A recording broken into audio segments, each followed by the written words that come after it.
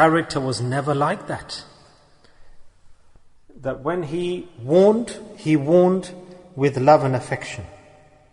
He created the awareness with love and affection. If we see the word warner, warning, admonishment, but it depends on the individuals who are addressing the other people. For example, a mother, she scolds or reminds her children. A father scolds or reminds the children. So it's not for them to be strict or firm or give pain for pestering somebody. No, it's out of affection and love in different ways. The parents, they remind or inform the children. So this is not scaring them. One small example here I can give is that a father, if he warns his children and gives them a warning that don't do this action, pre-warning, this is wrong, and to save them from wrong or evil, he tries his best, the father, that he should explain to them that somehow or other they should ward off from that evil, from that wrong. They shouldn't do wrong, because if they do wrong, then obviously for the child there will be extreme loss, extreme consequences. Allah knows best what could happen. But the love and the affection and the warmth and the bond of love for the father, between the father, from the father to his children, is such a strong bond of love that he is forced to, in every way, different methods, he wants to instill that fear into the children, fear against doing wrong. So Allah Ta'ala has given that love, that bond.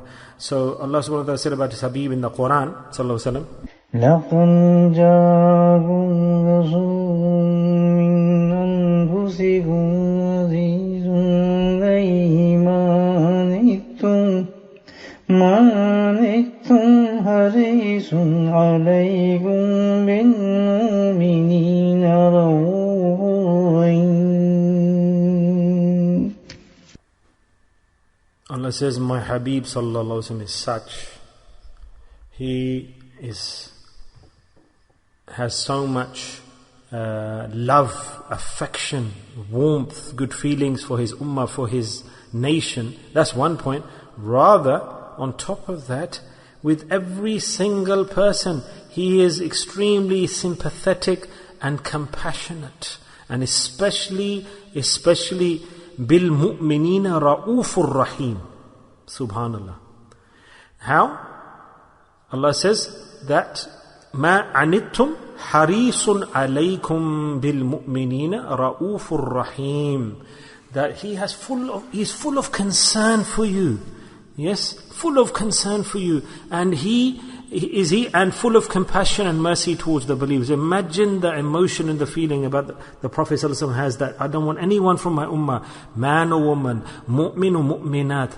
I don't want any of them, any single one of them to go into Jahannam. I don't want any of them to attain punishment. I don't want them to have pain in the grave. I don't want them to have difficulty at the time of death.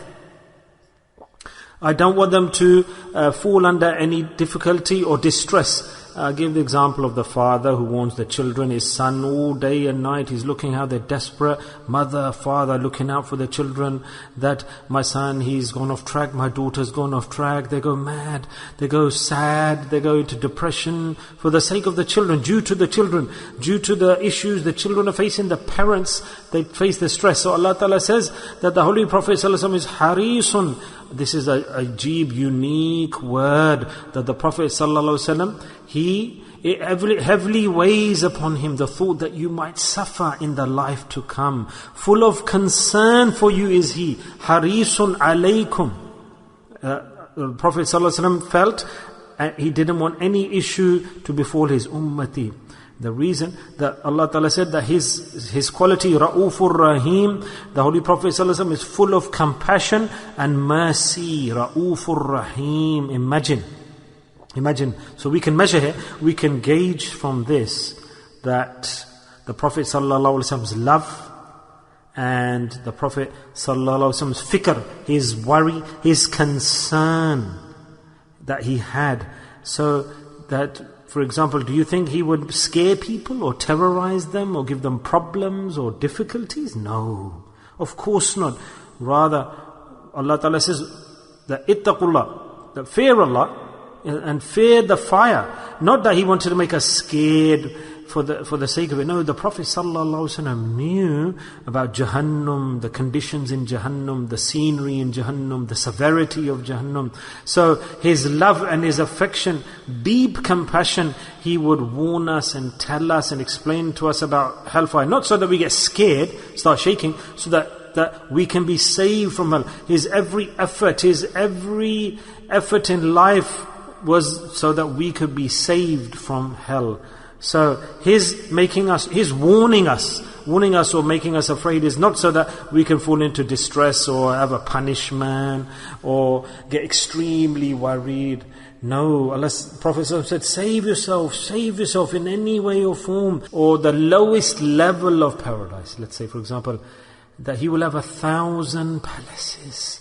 In every palace, 70,000 servants. It's stated in the hadith. And further, every servant in his hand will be a glass. And that glass, Wallahu alam, Allah knows best what will be in that glass, what will be in that container. And that every khadim, every one of the 70,000 servants will hold that glass or plate. And one bowl or plate or glass will not match or be similar to the other glass, the bowl or glass. Hazrat Ibn Umar radiallahu anhu states, Hazrat Ibn Umar radiallahu anhu, may Allah be pleased with him, stated that the two palaces now, one palace from one palace to the other palace, the distance between two palaces, it will be equivalent to 1 year of a journey, and the whole path on the way will be decorated, lavish, luxury, the path, the distance between the two palaces. Amazing. And further, that whatever party looks at, he will think that, oh, it's very close to me. And every palace inside it, Allah subhanahu wa ta'ala has kept hurs, maidens for him. And decoration. And about which Allah ta'ala says that man cannot imagine about that, the reward and what Allah ta'ala will have kept aside for His servant. Every tree upon it, Allah ta'ala will have put like attire, you could say, dress. With the ushering of His finger, He will usher, He will point, and lu'lu, marjan, attire, the 70,000 different forms, and they will come onto His body for Him to wear. In other words, this is the lowest level of paradise, the description. For Him, the rewards of the preparation. This much Allah will have prepared in Jannah paradise for His servant, the lowest level. So imagine the highest level of Jannah. Imagine that. Their detail will be higher. What does this mean? Yes, a very important point, that the amal we do here, yes, even though the rewards we resemble the same, but if we have ikhlas, the ikhlas should be high grade. Number one, whatever deed we do in the world should be for the sake of Allah. Khalis, pure for the sake of Allah. Lillahi, sadaqah, fasting, zakah, dhikr, recitation of Quran. Khalis, pure. The more sincerity, purity in the deeds, the more fragrant and tasty that fruit will be in paradise. If we look at the level, the lowest level inhabitant of paradise, then imagine the reward and the beautiful life of the person in the highest level, and the great inam, the great reward Allah will give to him. The greatest reward he will attain. The highest. And what is that reward that Allah Ta'ala will give to that person in paradise in the highest level? Subhanallah. Allah Ta'ala, to the people of paradise, Allah will call them. Those in the highest levels, Allah will call them. Allah will say that your Rabb is happy with you, and never will He be displeased with you.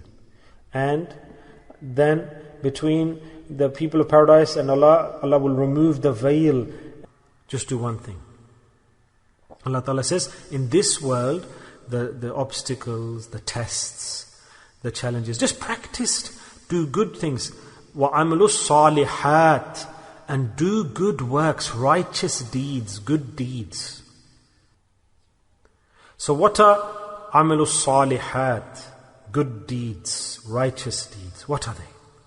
Those deeds that will be accepted by Allah in the court of Allah, Allah will accept them. These are called عَمَلُوا الصَّالِحَاتِ, free from showing off, which have sincerity in them, which have patience and endurance included, all of the good qualities in the deeds.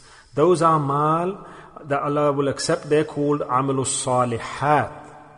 Yes, amalus salihat. Those deeds which have no pride, no envy, no jealousy, filled with sincerity and goodness. So these deeds, how do we create these deeds? How do we implement these deeds full of these good qualities? For this, Allah Ta'ala says that Jannah, paradise, will be attained by these deeds, these righteous deeds. So how can we put these qualities into our deeds? We have to worry about this, think about this, concern. We should have fikr about this, just like we have fikr that how will my next stage be? How will I pass the test? When, for example, we talk about, let's look at the fiscal year or business, how much at the end of the year will I make profit, how many houses and how many for the children, what will we buy and what will we get and what will be this. Allah says is temporary, this world that you plan for and think about. Allah says the permanent abode, the hereafter, hum fiha khalidun, you are going to live in that abode forever. So why don't we plan for that and look into the minute details and action plans for the hereafter, make deeds in which there's no pride, no showing off, with sincerity. We should have them. So how do we develop our deeds like this? How do we get to that stage? Allah subhanahu wa ta'ala said in the Quran the method. وَأَطِيعُوا اللَّهَ وَأَطِيعُوا الرَّسُولَ فَقَدْ فَازَ فَوْزًا عَظِيمًا. Subhanallah. That my orders, instructions, and the Holy Prophet ﷺ, that obey my orders via the Sunnah and Sharia of Rasulullah, you'll be successful. Subhanallah. So what are the deeds that are righteous deeds accepted in the court of Allah? Those deeds that are implemented in accordance with the Sunnah and the Sharia of the Prophet Muhammad ﷺ. Full stop. That's it. That's the message Allah is giving. From beginning of the Quran, Allah is saying it clearly.